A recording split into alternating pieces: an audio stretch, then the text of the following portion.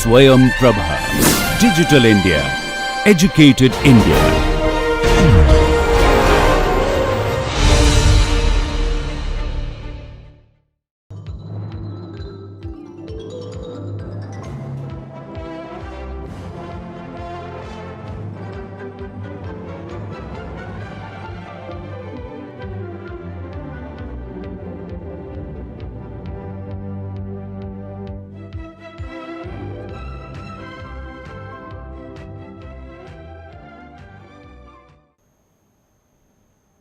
Welcome to Module 9, Lecture 5. We will continue with special concrete, and we will first discuss the remaining part of the fiber concrete, followed by roller compacted concrete. So, what was left was short random fiber. We were looking at aligned fiber to understand the basic theories, flexure, workability and durability of fiber concrete, and then we will look at roller compacted concrete. Now, if you recall from the last discussion, we are talking about the crack width in case of aligned fiber. Now, the crack width would be actually crack width, if you remember, it was a continuous system, and then the cracks came in between, and we talked about the strain as well. The strains, the matrix should have now shortened a little bit. Matrix was earlier at epsilon mu strain, matrix was at epsilon mu strain. Now, it is part of it is only at epsilon mu, that is this point, and rest of the place it is less than epsilon mu. So, actually the matrix would have shortened a little bit, and the stress from the matrix went into the fiber, and therefore, fiber strain actually is higher. That is what we have seen in the last. Fiber strain increased, and the stress in the fiber delta sigma fiber we said was actually epsilon sigma mu Bm divided by, this is the stress that has to be taken, divided by this is the stress that has to be taken divided by Bf. So, that is the stress divided by taken. So, this is the extra stress. If you divide this by Ef, you get the if you divide this by Ef. So, epsilon extra additional strain we get by dividing by Ef, and then we said that the additional strain will be actually alpha epsilon mu, additional strain will be alpha epsilon mu. At this point it will be alpha epsilon mu, and this was already there. So, total strain will be this is the additional strain. So, at this point it is 1 plus alpha epsilon mu at this point. So, that the average is half alpha epsilon mu. So, that is the strain in the, there is the additional strain in the fiber, therefore, there is an elongation, but the matrix actually. So, the crack width will be equals to the strain in the fiber minus strain in the fiber. So, which is the additional strain. So, additional strain is this, average additional strain will be this much, minus the strain that, as there will be a minus plus, it will be plus actually, plus the shortening of the matrix. Now, how much the matrix shortened? It was originally epsilon mu, but now it has average strain in the matrix has become half epsilon mu. So, the shortening of the matrix is this much. Therefore, this multiplied by the 2x distance will give you the crack width. So, let us look at this again. This is the average strain increase in the fiber. This is the average shortening in the matrix. Therefore, the crack width will be sum total of this increase in the fiber strain, fiber got elongated, matrix got shortened, gap is the crack width. So, this is the average strain that has been released from the matrix. This multiplied by 2x dash gives me the crack width, and the average crack width, and this is simply nothing but this. So, that is the average crack width. So, we just reiterating what we talked about. At failure, actually sigma Cu is equals to sigma Fu Bf, because composite now after that the matrix has failed, Now, if the fiber is snapping, it will be the sigma Fu Bf, whatever is the type of fiber. All right. So, that is how we got the stress strain diagram, and obviously, the strain at the fiber we can find out. Now, strain at the fiber we can find out. Basically, we will come back to this, but let us look at this diagram, strain at this fiber. So, if you look at this diagram, this was epsilon mu when the crack started, then there is a sudden increase, and we said at this point I will have epsilon mu alpha by 2, because total strain in the composite would be the extension of the fiber, because the matrix is within the fiber. So, here is a fiber, matrix is simply within. So, length of the fiber, total elongation of the fiber is the elongation of the composite as well. So, strain in the composite strain is simply the total. So, epsilon mu was there earlier. So, plus now average increase in the fiber is half alpha by epsilon mu by 2. So, at this point it is half epsilon mu by 2. Now, we want to find out now what is the strain at this point, strain at this point, strain at this point. Now, the stress difference here is this much, which is this we know is sigma Fu Vf, this stress here would be sigma Fu Vf, and here it is actually Ec epsilon mu, because composite modulus of elasticity multiplied by epsilon mu. So, this is the stress difference divided by, so stress divided by strain is equals to modulus of elasticity. So, modulus of elasticity is Ef Vf, because it is only the Vf Bf here. So, this strain additional strain, the strain that is there strain can be written as this divided by Ef Bf. So, this strain as strain here can be written as the strain here, as I am showing, will be written as sigma Fu Vf minus Ec epsilon n divided by Ef Vf, and that is what is that is Ef Vf. So, this is this additional strain I can find out, and let us see what is the expression for this, the expression. So, that is what we are saying, epsilon mu 1 plus alpha 2, that is at the matrix failure, plus sigma Fu Vf, that is the final stress, minus epsilon c epsilon mu Ec epsilon mu, that is the the stress beyond this point at up to failure, divided by Ef Vf. So, that is the additional strain. This will be the sum total of strain at failure, So, and this can be written as simply divide epsilon Fu by Ef, you get sigma Fu by Ef, Vf will cancel out, I am left with epsilon Fu minus Ec epsilon mu divided by Ef Vf, minus Ec epsilon mu divided by Ef Vf. Now, Ec can be expressed as Em Vm plus Ef Vf, that is what we have seen, and if I divide this by Ef Vf, this will cancel out, and this I am calling as alpha. Em Vm divided by Ef Vf I am calling as alpha, and this is simply 1. So, it is 1 plus alpha into epsilon mu. So, if I see the failure strain, then failure strain I can write as strain at failure will be written as epsilon mu 1 plus alpha by 2, which is at the time of matrix cracking. Then we have seen that is equals to epsilon Fu minus it was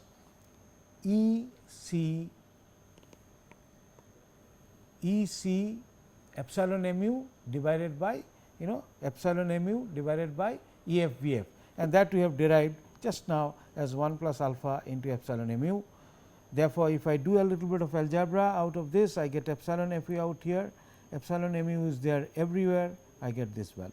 So, this strain here is epsilon Fu minus alpha by 2 into epsilon mu.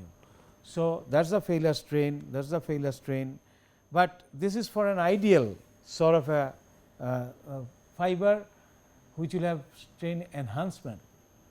If you want to find out for real fibers the snapping, which is not very important, because most of the fibers do not snap unless they are weak fibers, but we add usually strong fibers. So, they do not snap, but the effect of short and random fiber will always be there. So, short and random fibers, their stress strain behavior is actually something like this, depending upon the type of fiber. If you have sufficient fiber, it might be like this. In some other cases, it will be like this, quantity of fiber depending upon quantity of fiber.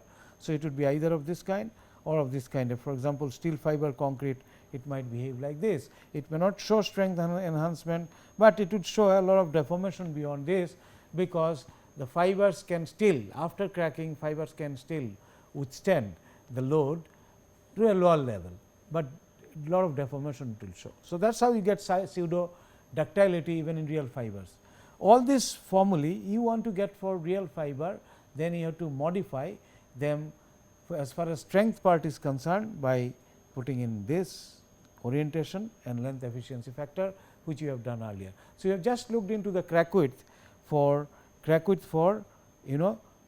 align fiber. Just let us look at the and stress strain diagram for align fiber, and then for real fiber, because real fiber all this modulus of elasticity for real fiber, the modulus of elasticity here will be multiplied by this, and after that also it may not be able to take the load, which may be less than that. So, the load it can carry would depend upon its EF and the VF content, which could be low. Depending upon that situation, real fiber behaves in this manner, but then they are short random fibers. So, therefore, crack for short fiber we can look into.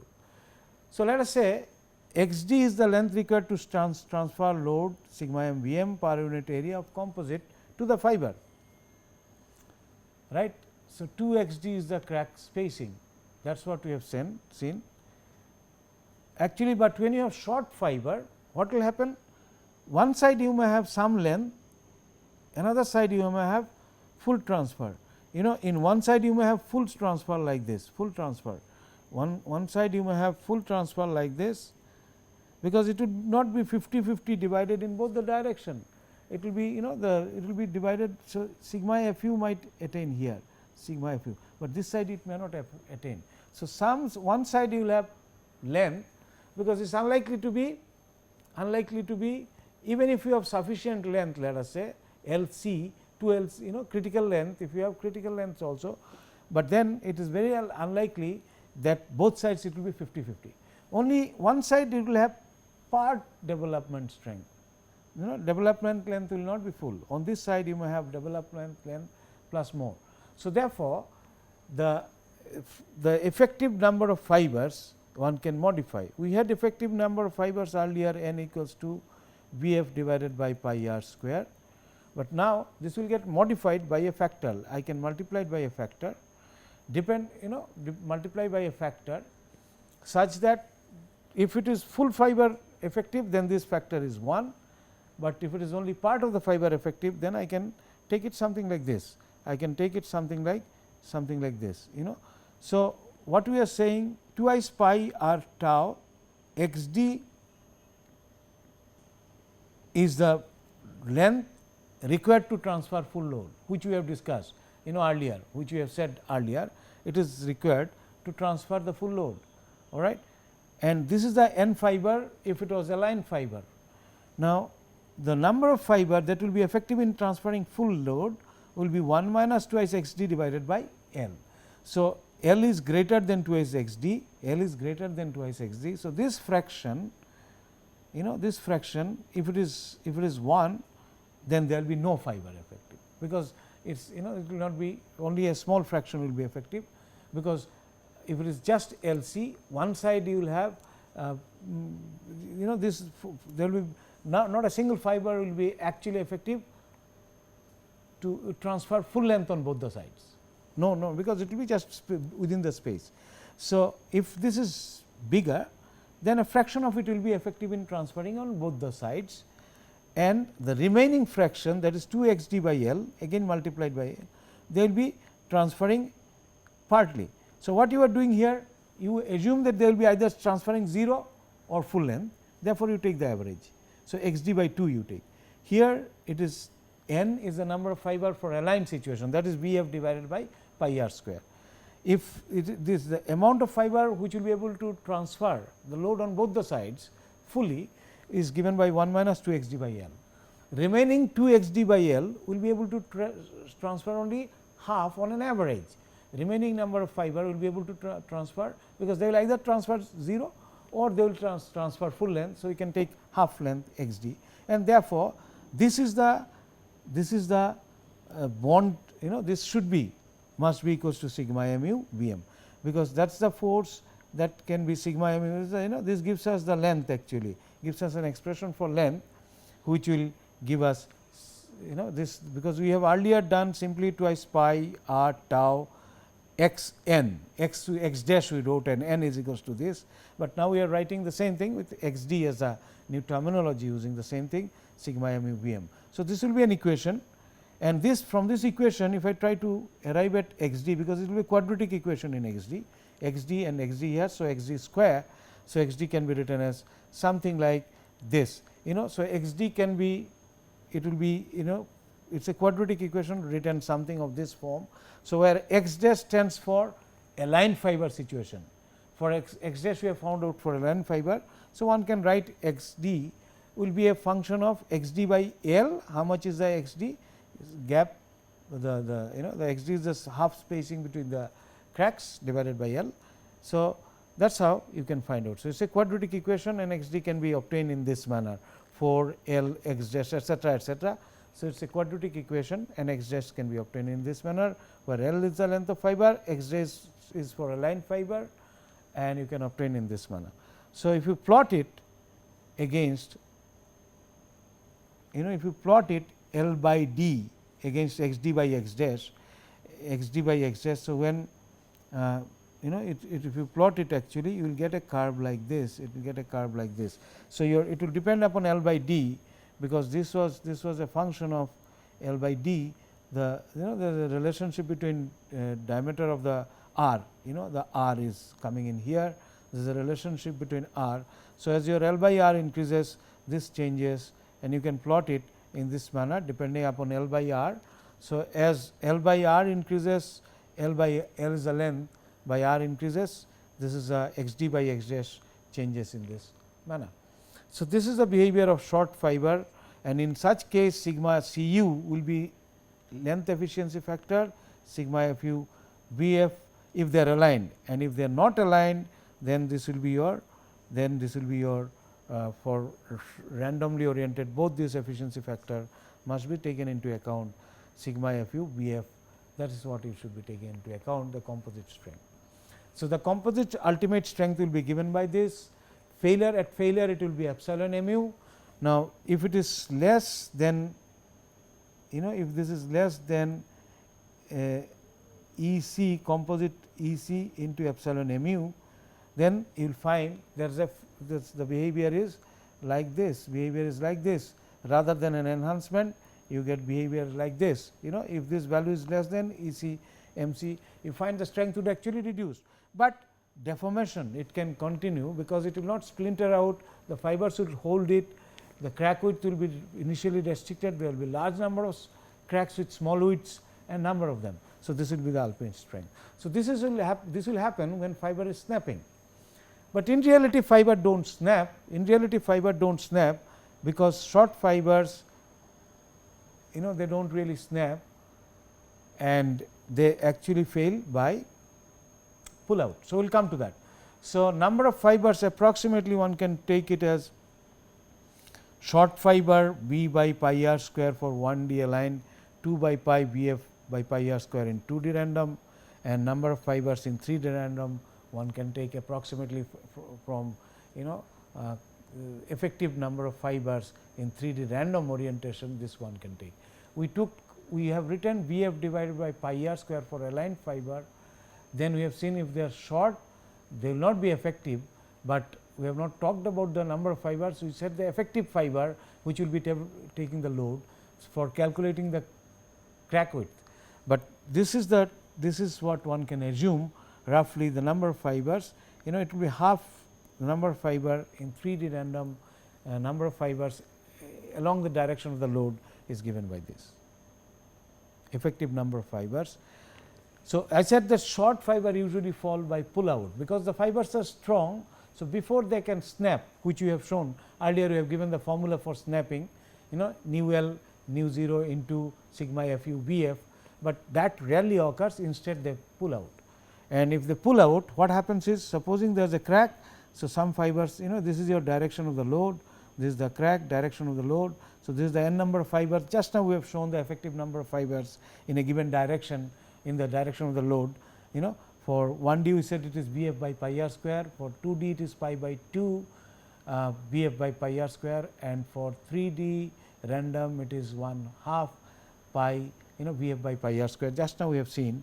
So, these are the number of fibers, and actually they will tend to align along in the crack, they will tend to align along the direction of the pull, but they then gradually get pulled out. Now, this pulled out length, this because on this side of the crack I can have either 0 or L by 2. I can have 0 or L by 2. So, on an average I can assume that L by 4 will be the minimum length. This is larger, this is smaller, this is larger. So, out of the two, the minimum length on an average will be L by 4, because the minimum length can be either 0 or its maximum value of the minimum length about the crack on the one side of the crack can be L by 2. So, on an average L by 4 is the minimum length, and when I am talking of pulling out, L by 4 is the average length of pull out. When it is it's pull out failed by puller out, this much length, it should pull out by this much length, and so L by 4 is the average pull out length. I can assume average pull out length is L by 4, and therefore, for one fiber tau pi d is the parameter into L by 4, that is the pull out force required to pull out one fiber, tau pi d L by 4 is required. Remember, when pull out is occurring, the bond, this actually the tau is quite often it is like this. Initially there is a perfect bond. So, if I plot this tau versus pull out length, then initially its perfect bond, and it will increase like this as the as I try to pull out, they go together, there is a perfect bond. Now, then there is a bond failure, and after that it is a friction which will keep it on. So, the tau might be, I might take this as my tau ultimate, or tau ultimate, I might take this. So, this tau is that tau which is actually because of friction. First, so because there will be roughness and because of friction. So, actually initially there will be perfect bond.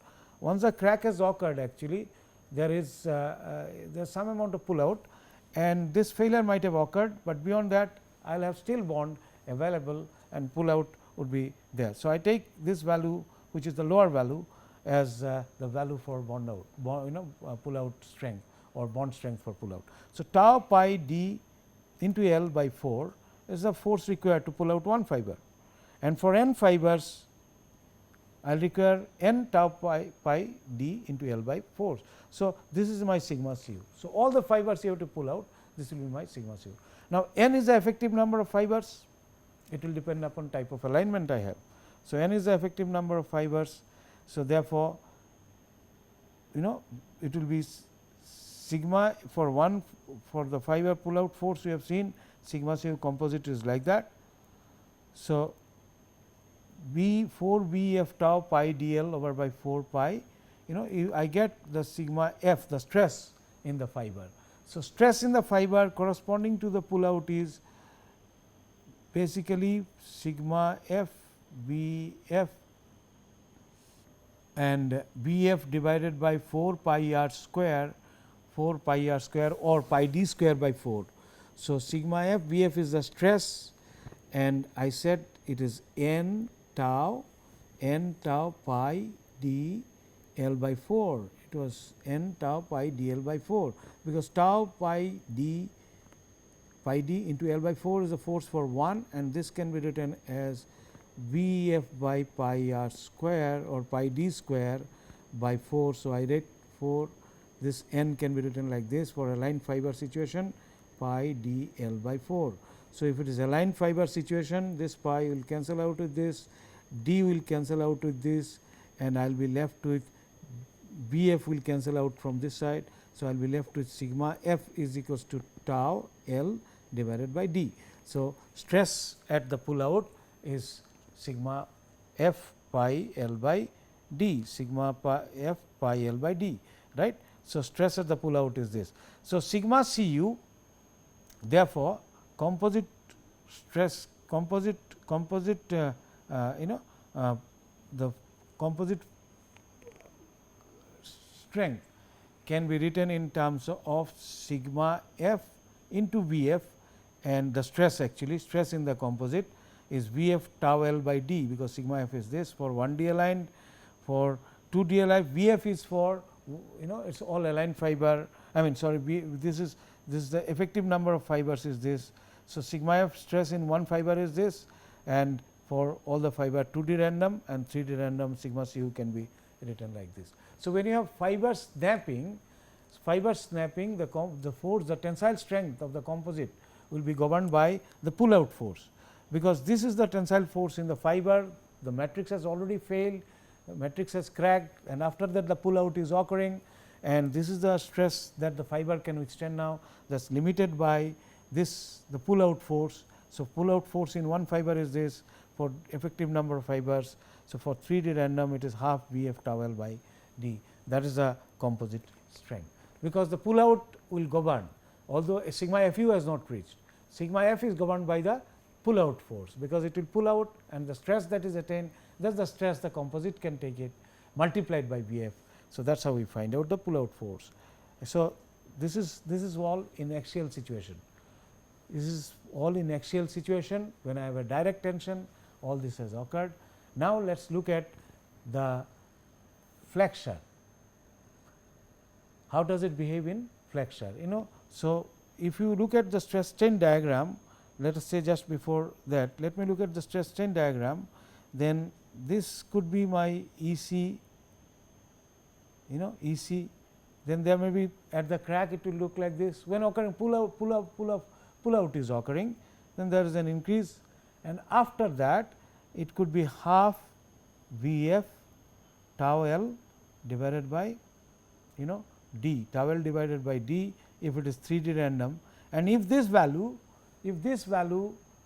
is more, because it will fail by pull out, usually they are not. So, you might get it something like this is the ultimate somewhere here, but then lot of basically the matrix fiber will go on extending, matrix is inside it, fiber will go on extending till a situation like this has arisen, till the gap has become the gap between, till the gap has become so large such that my fiber is this side, the length is more, his side the fiber has just come out, So, this is the point of failure. So, it will actually L by 4 at least it can on an average L by 4 deformation it will definitely show. So, depending upon the situation, but all the fibers should be there. So, it will be a random scenario, many of the fibers possibly will show up here, many of the fibers last fiber has come out actually, or it will snap, because there is only one fiber to extend the length. So, there could be some snapping also. So, it will actually behave in this manner, and the ultimate strength that we are taking is, supposing I take it simply like this.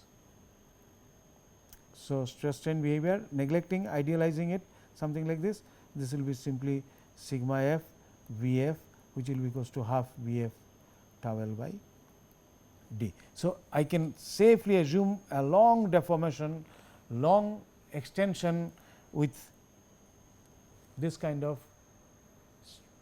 strength available. So, long deformation I can assume, long deformation, long elongation I can assume. So, stress strain curve I can idealize like this.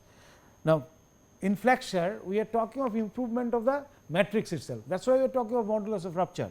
As I mentioned earlier that we do not talk, it is not the same thing as conventional rebar, that is not the case, it actually improves the material itself, and therefore, we are talking of modulus of rupture of the concrete, and this is how we test the modulus of rupture 1/3 loading L by 3, this is L by 3, this is L by 3, you have actually 50 bar in Indian standard with 50 centimeter, with this as 40 centimeter, and 1/3 and the P you apply, this is P by 2 and this is P by 2, and you get cracks like this, modulus of rupture test that we do, because this is your epsilon compression and this is epsilon tension. So, this is the and this is the depth of neutral axis at failure, crack occurs. So, this is the modulus of rupture test we know, and we are trying to see how modulus of rupture changes with the fiber. So, modulus of rupture for 3 types of stress variation I can assume.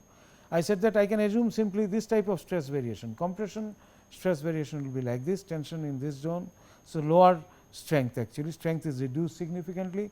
In this one, what I just showed, ideal but ductile, lot of pull out is possible. Here it is strength enhancement, enhanced strength, but in any case the deformation available is significantly large, strain available, corresponding strain available will be significantly large.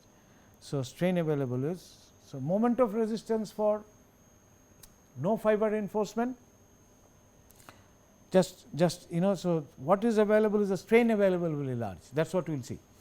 So, let us look at moment of resistance for plain concrete. This is triangular distribution stress diagram, strain distribution and stress distribution, both we take triangular. So, this is your sigma compression, sigma tension, tensile strength, modulus of rupture, we assume stress and not real stress strain diagram variation we do not take. Actually, real will be something like this in case of concrete, but then we do not take it, we take it triangular stress distribution for calculating moment of resistance. So, we can here also we can adopt the same principle and just see how the modulus of rupture change. So, in this case C and T, and this distance is 2/3 d, right. C acts at here 1/3 d by 2 and this is 1/3 d by 2. So, this is 2/3 d, neutral axis is at the center. We assume sigma compression is equals to sigma tension of the plain concrete, and then I can calculate this out as sigma t, because this will govern, failure will not occur here, this will govern, this will failure will occur here. So, half sigma t into d by 2, half sigma t, half of the sigma t. So, sigma t into d by 2. So, it is actually sigma t, half sigma t into d by 2, that is the triangular area sigma t into d by 2, and of course, the width we are taking as unity, this multiplied by, so sigma t d divided by 4 multiplied by 2 d by 3 lever arm gives me sigma t d square by 6. Well, this you know very well. So, that is the moment of resistance for plain concrete. Now, let us see fiber concrete. Moment of resistance for fiber concrete. Well, first let us look at the diagram.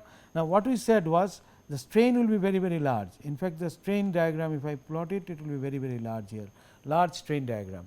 Strain diagram will be large, and what I can do is strain will be very large strain, because now it can deform quite a lot, but the stress could be very small, sigma Cu. So, my neutral axis goes up significantly,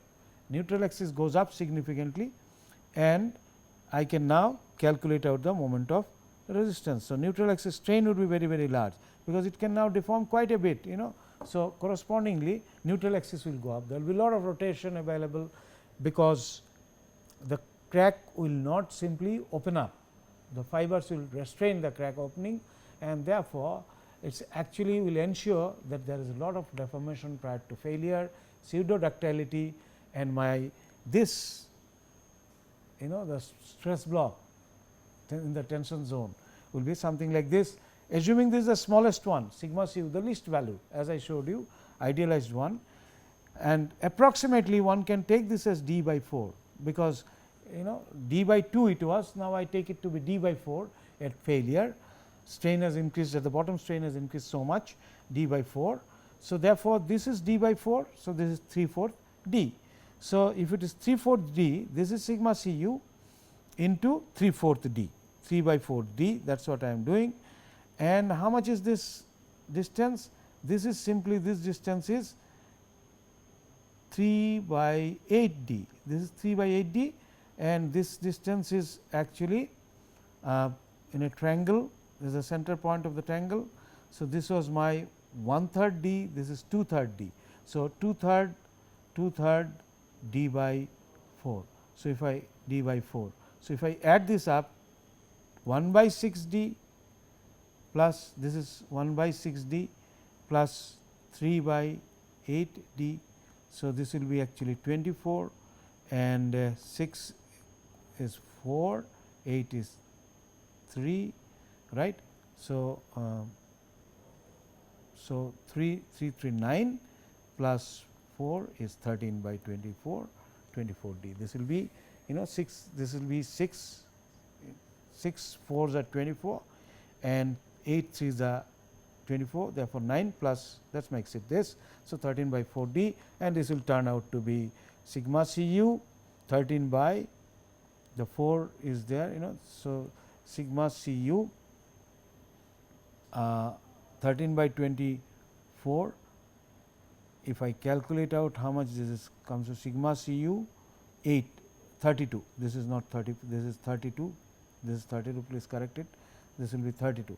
So, for same moment of resistance this is 32, this is wrong, this is 32, same moment of, so this will be 32, 13 by 32 d square. So, for same moment of resistance sigma C u 13 by d square. So, this comes out to be 4, 0.41. So, this was my sigma t, this is 6, this will come out to be actually this will come out to be d square will cancel out. Now, if I have to have same moment of resistance, if I have to have same moment of resistance, please cancel this out, it is not 24, it should be 32, it should be 32. So, this should be, this is 24 all right, this should be 32. So, this should be 32. So, it is 13 by 32 d square. So, sigma C u moment of resistance is given as sigma C u 13 by 32 d square. Now, if this has to be same as same moment of resistance, if I want to get, then I want to get a relationship between sigma C u and sigma t. So, the d square will cancel out, this is 16 and this is 39. So, I will have sigma sigma C u is equals to 16 by 39 sigma t, 16 by 39 sigma t, roughly 40. If you assume it, you can easily show that it is actually 0.41 sigma t. So, sigma this, so to have equal moment of resistance, what I need, this sigma C u I need only 41%, 41% of the tensile strength of the concrete. So, even if there is no enhanced strength enhancement, then also I will get flexural strength enhancement, because to have same moment of resistance. Now, if it is if it is more than 41% of the sigma t, supposing it is sigma t, I will get actually 200% enhancement in strength, because it will be supposing sigma C u is equals to sigma t, then moment of resistance will be simply moment of resistance ratio will be given as sigma t 13 by 32 d square divided by sigma t by 6 d square. So, you cancel this out, this cancel this out, and you will get actually 6 into 13 divided by 32. So, moment of resistance ratio of moment of resistance divided by 32, which means that this is 3, 39, this is 16. So, 39 divided by 16 will give me how much? 2 point, it will be 32. So, 70, 2.4 something something. So, you can see that if the tensile strength of the matrix and the ultimate tensile strength of the composite is same, I get a flexural strength enhancement, moment of resistance enhancement 2.4 times. So, that is a great thing, that is actually that is where the advantage of fiber concrete is. So, thus for post cracking flexural strength enhancement, sigma C u need to be more than 41% of the matrix tensile strength, and if it is same as sigma t, you will get more than double, 2.4 times, or 4, 5 or something, whatever it is, very large, 1 by 0.41, I mean 1 by 0.41, that much time increase in the nearly to large increase in the flexural strength. So, even if it maintains same, but actually it does not maintain, it is lower. So, you always get a flexural strength enhancement, even though you may not get a direct tensile strength enhancement. Direct tensile strength enhancement is difficult in short random fiber. Compressive strength really do not improve, because compressive strength is governed by tensile failure. So, it actually does not show any improvement, but flexural strength there is a significant improvement, right. So, nature of the stress diagram may vary, of course, depending upon type of fiber, as I mentioned. For example, some fiber might show like this, 0.41 should be here, then it is good enough for me. it is good enough for me, just 4 has to be here, and in some cases if it is 1, then I will get so much of increase, actually increase in the flexural strength. Therefore, flexural strength of the concrete matrix get improved by putting in fiber, although direct tensile strength may not increase, because direct tensile strength you can add only 1-2%, very small quantity, volumetric or mass percentage you can very small 1.5% you add, because beyond that adding becomes very difficult, mixing becomes difficult, there are some effects which will come to. So, therefore, that becomes difficult. So, you can't add that much, but even if so, and therefore, tensile strength enhancement may not be significant. Short random fiber, the orientation and the shape, orientation and the length, they start actually reduce down the strength. Further they can pull out, this can reduce down the strength, but even if it is 0.41, you will get same modulus of rupture, it is something like this, you will get much better. Okay.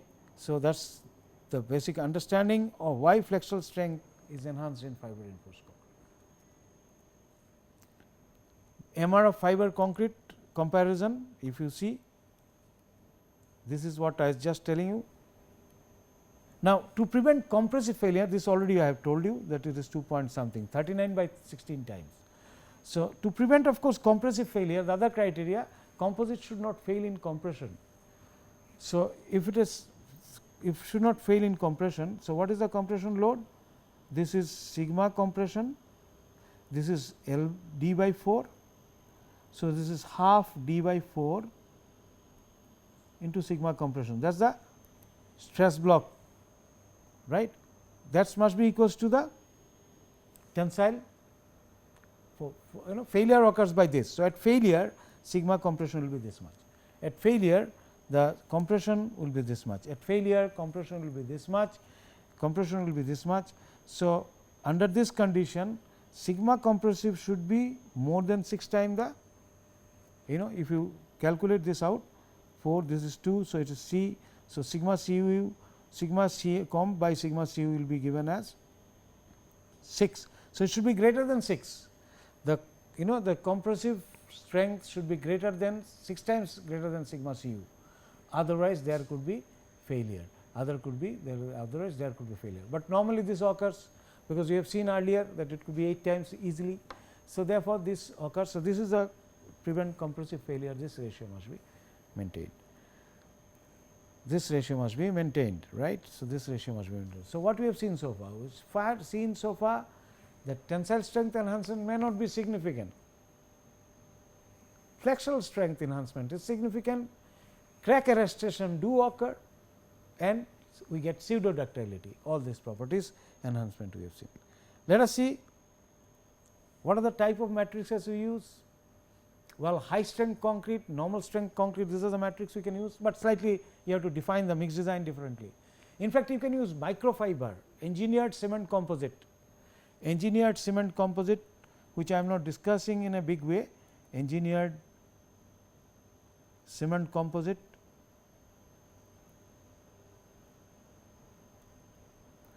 You can actually put in microfiber, and the length small fibers actually, and enhance in a very high strength system. People are thinking of adding nanofiber, which might increase the strength at the nano level. So, tensile strength might of the matrix might increase so significantly, because nano crack it will arrest. Microfiber can arrest micro cracks. Okay. So, the fiber high strength matrices, very high strength matrices, also with say polymer composite rebar together with very microfiber, people are attempting to make composites which can be used for very high strength, high end users, and so on and so forth. Normal strength concrete we know, and we can always use fiber reinforcement for flexural strength improvement, and pavement, for example, where flexural strength improvement is a necessity, we can use them. Places where I need flexural strength enhancement, we can use this fiber composites, fiber reinforced concrete in normal strength concrete. But mixed proportion of this one is different. You just can't make a normal strength concrete mix and put the fibers, you will have all kind of trouble. We will just look at that. Types of fiber that you get, varieties of fiber you can get actually, fibers of varieties of, for example, S glass, E glass, types of glass, alkali resistance glass. This is Kevlar 49 is a branded product, aramide actually. Then carbon high strength, boron, carbon high modulus, lower strength. There can be varieties of fiber possible to be used in reinforced concrete reinforcement, other than of course steel, polypropylene, polyester. So, these are several of them, polypropylene and polyester, they are being used today for shrinkage cracks and all, because see this is your steel, high yield steel, mild steel idealized stress strain diagram is here, mild steel idealized stress strain diagram, high ductility polypropylene, high density polypropylene, sorry, high density polypropylene, low density polypropylene, and this is polyester, then glass, high modulus polyethylene. There can be several types of fibers that can be used depending upon their properties, but you see the steel of course gives you high modulus. So, low modulus you have to once you have understood the behavior, therefore, you can think of how to use them, which way, how the way they will benefit, and so on and so forth. So, you have looked into the fundamentals and properties of some of them. What properties are important? Diameter, fiber diameter, density, diameter, density, modulus of elasticity, tensile strength, elongation, coefficient of thermal expansion. These are important properties, and some of these properties are, some materials are available in literature, a part of it from taken from literature, actually Hannon's book, this data. So, E glass, density, modulus of elasticity, you can see these are in GPa, tensile strength you can see. So, for example, this has got a high modulus of carbon high modulus type, carbon high strength type, low modulus, but the strength is tensile strength is 2.8 GPa, that is 2800 megapascal, and so on and so forth, and Kevlar 49, these are the kind of properties. Shape of the fiber can vary, for example, you can have hooked, crimped, and varieties kind of cross section, rectangular, all kind of hooked fibers, all kind of, because bond strength is important, because I said that frictional bond after slip that occurs, therefore, which I showed a diagram earlier. So, bond strength is very important, therefore, you can make all kind of fibers and use them, right. Now, in the plastic state, we normal fiber concrete we have to test by only VB test, but that also VB test, we test with VB test, because its slump is, it will not have very low slump. So, what is seen is that VB time tend to increase with fiber content, depending upon L by D. Higher L by D, VB time is least, depending upon this is depending upon L by D, this is the highest L by D, and this is the next, and so on and so forth. Now, what happens is VB time increases significantly for high L by D with small quantity of fiber increase, while this L by D can withstand quite a lot of fiber content to have a VB time small enough as 1 second. Supposing I say that 1 second is the time, or 10 second is the time, good enough for my VB time, or 20 second is the time, you find that this is attained at much lower fiber content for higher L by D. So, L by D governs the VB time. It is important to understand. Higher L by D means lower VB time. Also, the spacing of the fiber aggregate, because of the size of the aggregate. So, smaller sized aggregate, spacing of the fiber is better. So, MSA, higher MSA, spacing of the fiber is poor, and you will have fiber spacing is non-uniform in this case, all fiber will try to bundle out and results in a kind of balling or formation of bird's nest. So, workability is a function of all this, So, you have MSA, higher MSA, again same sort of curve you see, less percentage of fiber it can tolerate for good workability. A empirical formula for steel is given as that the fiber content by mass or weight as a proportion of the matrix should be less than 600, 1 minus Ag divided by L by D. So, you have L by D higher, the fiber content you can withstand is lower, right, and Ag is the fraction of coarse aggregate in the system. So, higher the more the coarse aggregate in the system, less the fiber it will tolerate. So, you should have more mortar more mortar, more paste. So, it requires more mortar and more paste. Plastic fibers reduces bleeding and plastic shrinkage cracks, that we have seen. Durability depends upon type of fiber. Steel can corrode, but low diameter to cover depth, so because but low, but this is low, corrosion is low, as diameter to cover depth is small.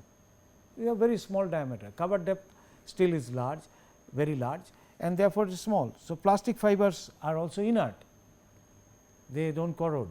Steel fiber can corrode, but fiber concrete does not show that much of corrosion. Unless it has cracked and got exposed, it will not show that much of corrosion. Actually, micro cracks will not show that, but then you have a cover, put a cover which is not fiber, it will. Glass fiber shall be alkali resistance, otherwise cement materials can attack them. It should contain more paste, about 70% mortar is a good thing in this one, 30% aggregate. So, you see you require more paste and mortar, and hence mixed proportion should be specific. Many a times people tend to do a mixed proportion for concrete to get strength and then put fiber, this will not work. You have to have specific mixed proportioning for this purpose, and we have then thus we have understood in nutshell the fiber concrete. Let us look at another concrete. We have looked into self compacting concrete, which is free flow. Now, look at the other concrete, which is actually high slump.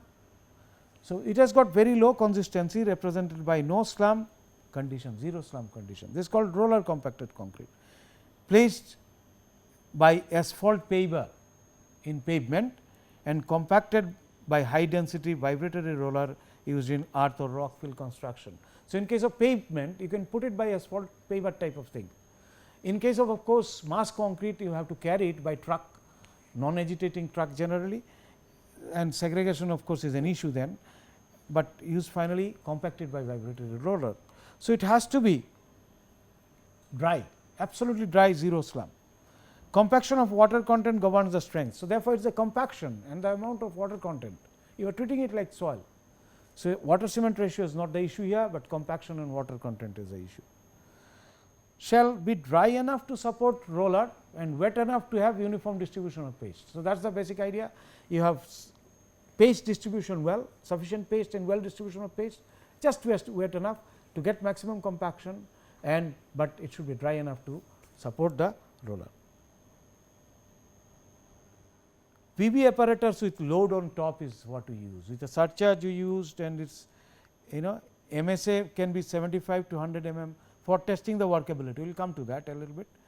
I can have MSA 75 to 100 mm for mass concrete, 20 mm for pavement concrete, which can be as strong as 30 MPa or 30-40 MPa. You can get 30 MPa is easily attainable in Indian scenario. It will have high fine content, strength depend upon density. You can get around 30 MPa easily. Batching mixing, cylinder strength 30 MPa is not difficult if you use ACI method of mix design.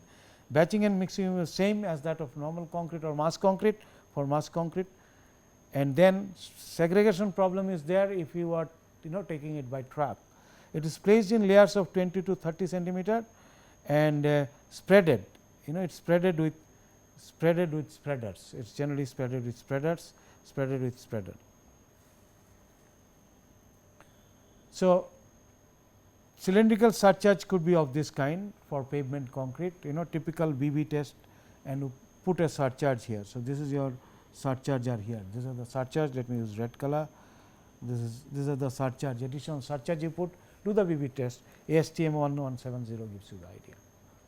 So, BB test with surcharge, that is the idea, and RCC requires no forms, requires no conventional finishing, therefore, big advantage, less cement actually in this you can design it for lower cement in fact. So, it is Proctor's compaction what governs the strength, and you can use ASTM D1557.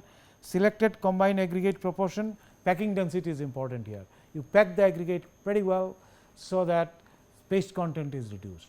So, then you fly ash around 25 to 30% easily you can use and must use, and mass concrete obviously you are going to use them because of heat of hydration. So, fly ash, you use this kind of thing. So, all specific cementitious material, and then put them together and do a Proctor's compaction test by varying water content, right. So, this is the Proctor's test Proctor test, strength and density relates, there will be Proctor test actually, Proctor test you will get here, right. Proctor test you get here, the variation you get something like this, moisture content versus density, dry density. You plot it like this, moisture content, choose the optimal moisture content 6% or 5% as per the methods that are there, and then that will give you the maximum density. So, density versus strength relationship is like that, density versus strength relationship is like that. So, 7-day strength, dry density, well, it could be better for better concrete. So, therefore, what we have looked today? We have looked into flexure of fiber strength concrete, types of fibers that we can use, and lastly roller compacted concrete. So, roller compacted concrete to end, just let me summarize. The roller compacted concrete is a zero slump concrete, generally can be used or generally used in pavements as well as in mass concrete dams, and it might turn out to be cheaper, basically because you are doing away with the formwork, cement content could be less, and then same the equipment that you use, you do not require special equipment, same equipment that you use for pavement construction or for mass concrete construction, you can use the same one. So, with this we conclude our discussion on fiber concrete and roller compacted concrete and lecture 5. Thank you for hearing.